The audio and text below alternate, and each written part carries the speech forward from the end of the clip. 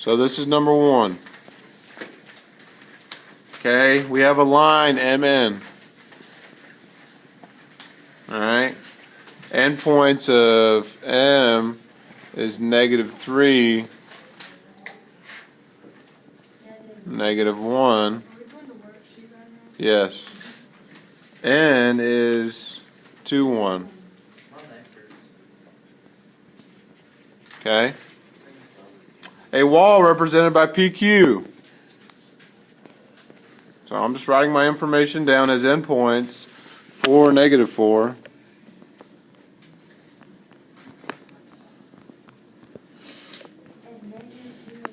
And then Q is -2, 11. Yes. Okay. All right. Are the walls perpendicular? Explain why. So the only thing that we really need to be looking at, our main concept about parallel and perpendicular lines, is the slope. Okay? So you need to figure out what the slope of these lines are. We have 2 lines. We have line MN and line PQ. You need to figure out the slope first, because that is the tall tale sign of if it is perpendicular or if it's parallel or if it's neither. Okay, so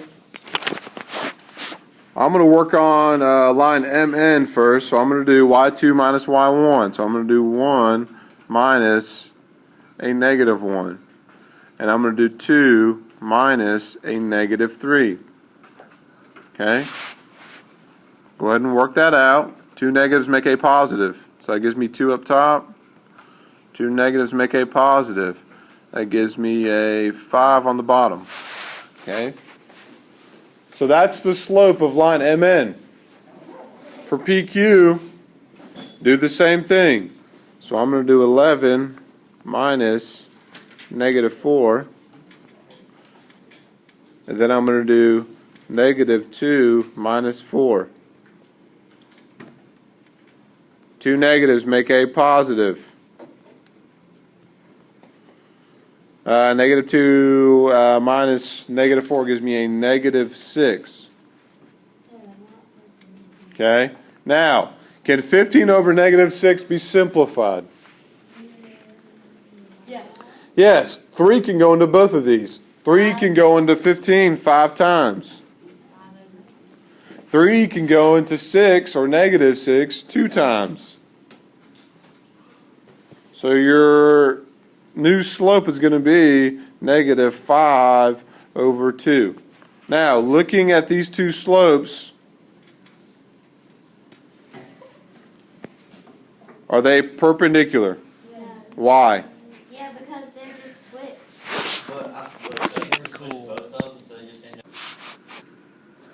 -7. Then I have an x minus 2y is equal to -4. 4x minus y is equal to 5. Now, you can look at these and tell, if we're trying to determine if they're parallel or perpendicular, what do we need to know? The slope. We need to know the slope. So, we need to get these equations in what? Yes. So we need to solve for y on each of these equations.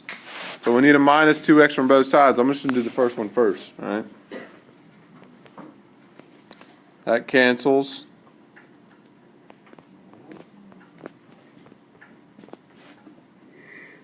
All I'm doing is solving, okay? I'm solving for y. I'm getting it in slope-intercept form. So beside of it, I would write, okay, my m is equal to -2.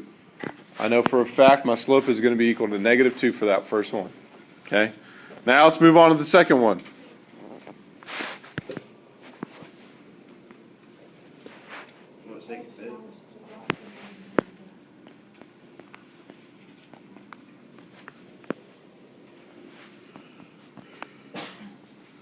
Okay?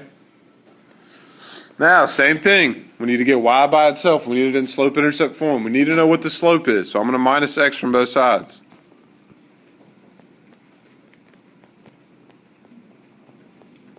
Okay? Go ahead and divide both sides by a negative 2.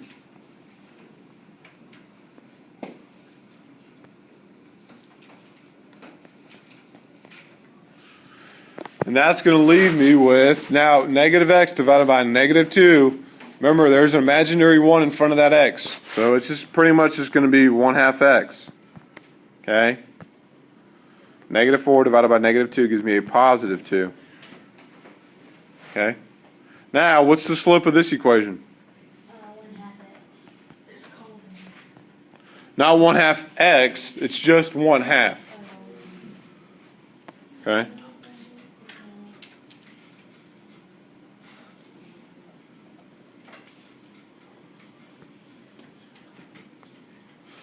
All right. Now the third equation, we have to do the same thing. Get it in slope-intercept form.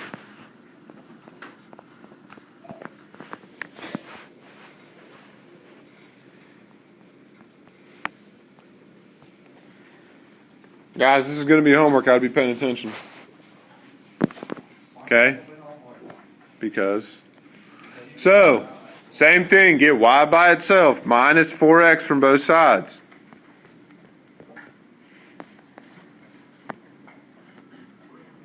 Where'd you get 4x from? Yeah.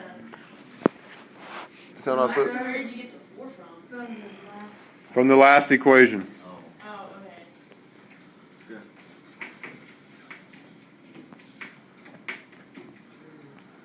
Okay? Now the last step to this is divide both sides by a negative 1. We have to get rid of that negative.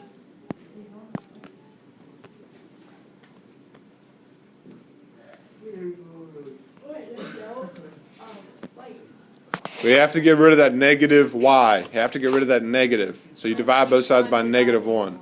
Okay? So that's going to leave you with, I'm going to have to write it over to the side and run out of room over there. Y equals negative 4x divided by negative 1 just gives me a positive 4x. Okay? And that gives me a, well, that's a negative 5. Because that's a positive 5 to begin with. Okay? Now, the slope for this third equation, what is it? What? 4. Okay, now the last thing to this is you need to look at all three of these slopes. You need to determine whether if these are perpendicular or parallel. Now, you can go ahead and tell that the one in blue, the last one, that's going to be neither because none of them matches up with any other ones. Okay? So, you can go ahead and mark that out. Good. Now, look at the first two. Are those parallel? No. Why are they not parallel? Because they are not the same. Okay? Now, are they perpendicular? Why?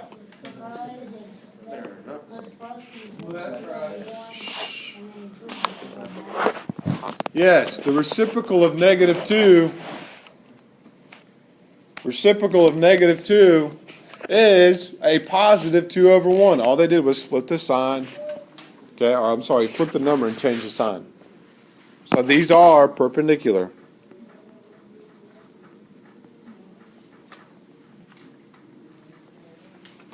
So that'd be the answer for number 2. Cameron.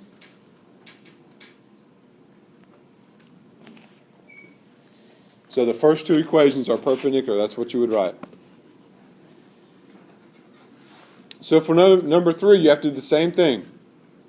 Okay? Get those in slope-intercept form. Figure once you have your slope, that's all you need. That's the only piece of information that you need. Okay? Now,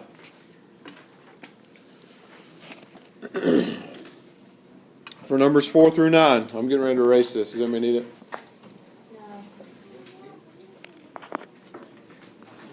Nobody needs it.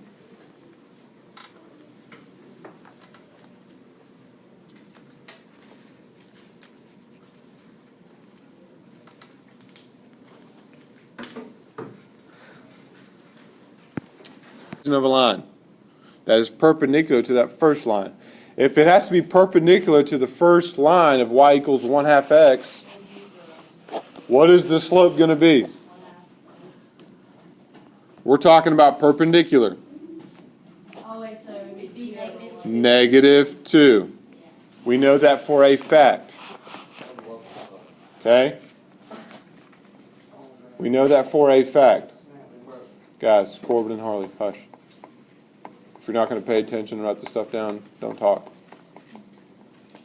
Okay, so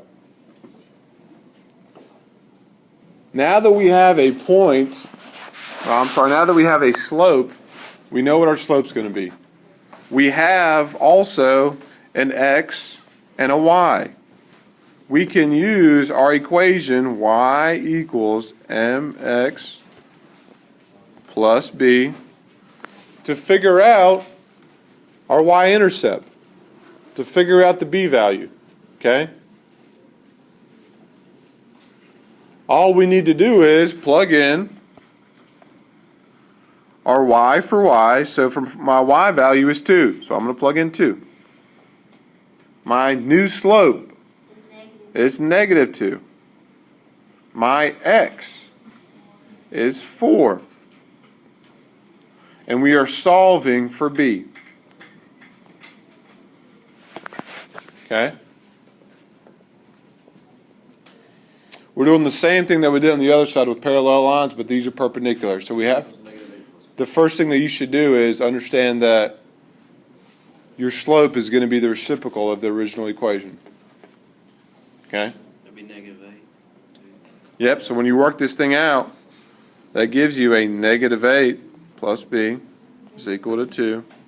So you add 8. You add 8 to both sides, So it'd be 10 equals b. and your answer is 10 equals b. Now, we're not done yet. We need to You need to put it in the y or something. Just like we need to use our b value What do you put in? and our slope, our new slope of m equals negative 2. We need to use these two things to put this in slope-intercept form. Now, the only thing now we have an x and y point. Whenever you plug it into slope-intercept form, you're not substituting your x and y in. Okay. The only two pieces of information that you need to be plugging in is your slope and your b. Okay. So it would be y equals negative 2x plus 10. That would be your final answer.